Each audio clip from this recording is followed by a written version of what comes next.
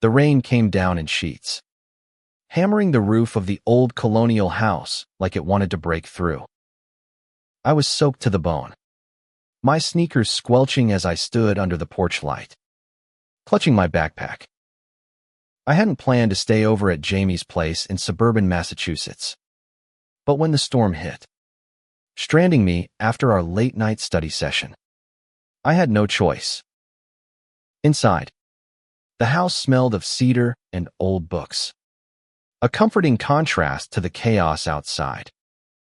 Jamie, my best friend since freshman year, was sprawled on the couch, already half asleep, his calculus textbook sliding off his lap.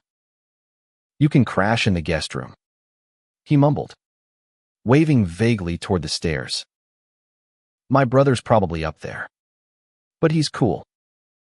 Just don't touch his stuff." I nodded, though my stomach twisted at the mention of Ethan, Jamie's older brother. Ethan was 25, 7 years older than us, and carried himself like he'd seen things we couldn't even imagine. He was back from college for the summer, and every time I saw him, his sharp jawline and piercing gray eyes made my heart stutter. There was something about him dangerous, quiet, like a storm waiting to break. The guest room was at the end of the hall, past Ethan's room. I crept upstairs, the floorboards creaking under my weight. The house was old, full of shadows that danced in the dim light. I pushed open the guest room door, dropped my bag, and collapsed onto the bed, too tired to change out of my damp clothes. Sleep came fast, heavy, pulling me under like a tide. I woke to the feeling of being watched. My eyes snapped open, heart pounding. The room was dark, save for a sliver of moonlight cutting through the curtains. Ethan stood in the doorway, his silhouette tall and unmoving. His eyes glinted, catching the light like a predator's. I froze, my breath catching in my throat. "Ethan," I whispered, voice barely audible. He didn't answer.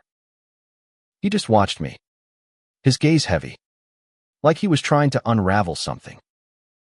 Then, slowly, he stepped inside and closed the door behind him.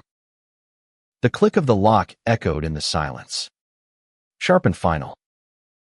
My pulse raced, a mix of fear and something else, something I didn't want to name. "What are you doing?" I managed, sitting up, my voice trembling. I was 18, scrawny, and painfully aware of how small I felt under his stare. He crossed the room in 2 strides, stopping just short of the bed. "You shouldn't be here," he said, his voice low, almost a growl. "Not in this house. Not with me." I swallowed hard, my mouth dry. 2M just crashing for the night. Jamie said it was fine. "Jamie doesn't know," Ethan said, his eyes narrowing. He leaned closer, close enough that I could smell the faint cedar and smoke on his skin. "He doesn't know what I'm capable of." My heart slammed against my ribs. I should have been scared, terrified, but there was something in his voice, a crack of vulnerability, that held me in place. "What do you mean?" I asked, barely a whisper. He didn't answer right away. Instead, he sank onto the edge of the bed, his hands clenched into fists. The moonlight caught the sharp angles of his face, and for the first time, I saw something other than the cool, untouchable Ethan. There was pain there, raw and unguarded. "You don't get it, Noah," he said, my name sounding like a confession. "You don't know what it's like to want something you can't have." I stared at him, my mind racing. I'd always known I was different, that the way I looked at guys wasn't the same as Jamie or the other kids at school. But I'd buried it. locked it away in a box labeled "Don't Touch." Now, with Ethan so close, that box was splintering apart. "What are you talking about?" I asked, though deep down, I knew. He laughed, a bitter sound. "You're too young. Too good. And he trailed off, shaking his head. "I'm not supposed to feel this way. Not about you." The air between us felt electric, charged with something dangerous and alive. I should have told him to leave, to unlock the door and let me go. But I didn't. Instead, I reached out, my hand trembling, and touched his arm. "Ethan," I said, my voice steadier now. "Tell me." His eyes met mine, and for a moment, the world stopped. Then he leaned in, his breath warm against my cheek, and whispered, "I've been watching you, Noah. Every time you come over, I can't look away. And it's killing me." My heart lurched. This was wrong, dangerously wrong. He was Jamie's brother, older, experienced, and I was just me. But the way he looked at me, like I was the only thing in the room, made me feel alive in a way I'd never known. "Why is it killing you?" I asked, my voice barely audible. "Because," he said, his voice breaking, "if I let myself want you, I'll ruin everything." The words hung between us, heavy and raw. I didn't know what to say, didn't know how to untangle the knot of emotions in my chest. But before I could speak, he stood abruptly, crossing to the door. He unlocked it, but didn't open it, his hand lingering on the knob. "Get some sleep, Noah," he said without turning around. "And don't come back here." The door closed behind him, leaving me alone in the dark, my heart pounding so loud I thought it might wake the house. I lay back down, staring at the ceiling, but sleep didn't come. All I could think about was Ethan's eyes, his voice, and the way his words had cracked open something inside me I wasn't sure I could close again. The next morning, the house was too quiet. Jamie was still passed out on the couch, oblivious to the storm that had raged in my head all night. I couldn't shake Ethan's words, the way his voice had trembled, like he was fighting a war with himself. I wanted to see him again, to ask what he meant, but the thought of facing him in daylight felt impossible. I grabbed my backpack and slipped out before Jamie woke up, the crisp Massachusetts air hitting me like a slap. The walk to the bus stop was a blur, my mind replaying every second of last night. Ethan's confession, if you could call it, that had left me raw, exposed, like I'd been stripped down to my bones. I wasn't sure if I was terrified or exhilarated. But one thing was clear, I couldn't stay away. School was a haze. I sat through classes, my pen tapping restlessly against my notebook. But all I could see was Ethan's face, the way his eyes had burned into mine. By the time the final bell rang, I'd made up my mind. I texted Jamie, saying I'd left my charger at his place and needed to swing by. It was a lie, but I didn't care. I needed to see Ethan. When I got to the house, Jamie was at soccer practice, but Ethan's beat-up Jeep was in the driveway. My heart thudded as I knocked, each rap echoing in my chest. The door swung open, and there he was, wearing a faded black hoodie, his hair a mess like he'd just rolled out of bed. "Noah," he said, his voice flat, but his eyes sharp. "What are you doing here?" "I forgot my charger," I lied, holding his gaze. "Can I come in?" He hesitated, his jaw tightening, but he stepped aside, The house felt different in the daylight. Less like a haunted maze and more like a home. But the air between us was still heavy, charged with everything we hadn't said. I followed him to the kitchen, where he leaned against the counter, arms crossed, watching me like I was a puzzle he couldn't solve. "You didn't come for a charger," he said finally, his voice low. "What do you want?" "Noah." I opened my mouth, but the word stuck. What did I want? To understand him. To feel that spark again. To know if I was crazy for thinking he felt something too. "I want to know why," I said at last. "Why you said those things last night. Why you locked the door." His eyes darkened, and he pushed off the counter, closing the distance between us. "You don't know what you're asking," he said, his voice rough. "You're Jamie's friend. You're a kid. And he stopped, running a hand through his hair. "I'm not good for you." "Stop saying that," I snapped, surprising myself. "You don't get to decide what's good for me. I'm not a kid, Ethan. I'm 18. I know what I feel." He froze, his eyes searching mine like he was looking for a lie. "And what do you feel?" he asked, his voice barely above a whisper. I swallowed, my heart pounding so hard I thought it might burst. "I feel like I can't breathe when you're around," I said, the words spilling out before I could stop them.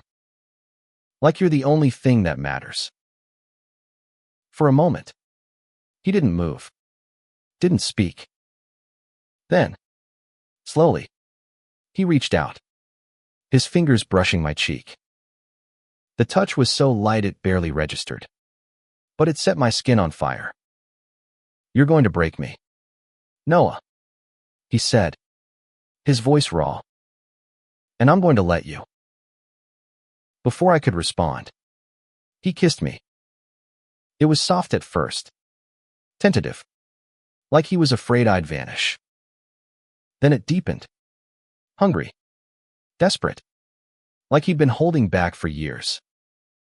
I kissed him back, my hands tangling in his hoodie, pulling him closer. The world fell away, leaving just us. Two people caught in a moment that felt both inevitable and impossible. But then the front door slammed open, and we sprang apart, breathless. Jamie's voice echoed through the house. "Noah, you here?" Panic seized me. Ethan's face was a mask, but his eyes were wild, like a trapped animal. "Go," he whispered, stepping back. "Now." I grabbed my bag and bolted for the stairs, my heart racing. Jamie found me in the guest room, pretending to search for my charger. "Dude, you okay?" he asked, frowning. "You look like you saw a ghost." "Yeah, just tired," I mumbled, avoiding his eyes. But as we left the house, I glanced back and saw Ethan watching from the kitchen doorway, his expression unreadable. I knew then that whatever this was, it wasn't over. That night, I lay awake, replaying the kiss, the way Ethan's hands had trembled against my skin. It was reckless, dangerous, but I didn't care. For the first time, I felt alive, like I'd been sleepwalking my whole life and finally woken up. But the weight of its secrecy, the risk was already pressing down on me. Ethan was right. This could ruin everything. And yet, I couldn't stop wanting him. The next few weeks were a tightrope walk. Ethan and I stole moments when Jamie wasn't around, brief touches in the hallway, whispered conversations in the dark. Each one was a spark, setting my heart ablaze, but also a reminder of how fragile this was. We were playing with fire, and the flames were getting closer. Jamie started to notice something was off. "You're acting weird," he said one day, tossing a soccer ball between his hands. "You keep coming over, but you're, like, distracted." "What's up?" "Nothing." I lied, my stomach twisting. Jamie was my best friend, the one who'd stuck by me through everything. If he found out about Ethan, it wouldn't just break his trust, it would shatter our friendship. But every time I saw Ethan, every time his eyes met mine, I couldn't walk away. One night, Ethan texted me to meet him at the old park near his house. It was past midnight, the air cool and thick with the scent of pine. He was waiting on a bench, his silhouette sharp against the streetlights. When I sat beside him, he didn't look at me right away. "We need to stop," he said, his voice heavy. "This can't go on. Noah." The words hit like a punch. "Why?" I asked, my voice cracking. "Because of Jamie. Because of what people will think. Because I'm scared," he admitted, his eyes finally meeting mine. "I've spent my whole life hiding who I am. My family. This town, they'd never accept this. And you deserve better than sneaking around, pretending."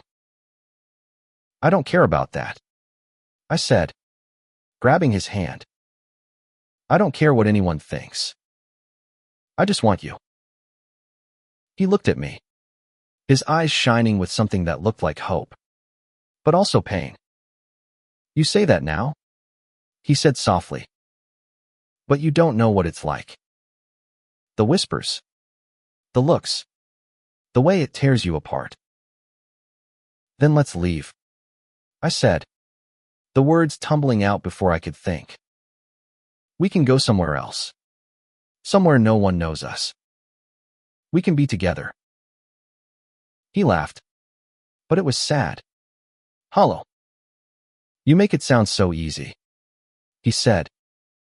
"But it's not. I can't just run away. And I won't drag you into my mess." I leaned in, kissing him fiercely, pouring everything I felt into it: fear, love, desperation. He kissed me back, his hands cupping my face. But when we pulled apart, his eyes were wet.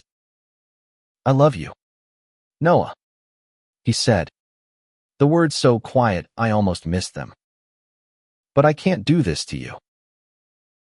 Before I could argue, he stood and walked away, disappearing into the dark.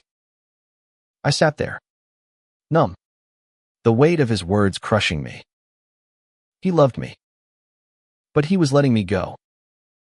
The next day, I went to Jamie's house, determined to talk to Ethan, to make him see we could figure this out. But when I got there, Jamie was alone, his face pale. "Ethan's gone," he said, his voice flat. "He left this morning. Said he got a job offer in California and had to go."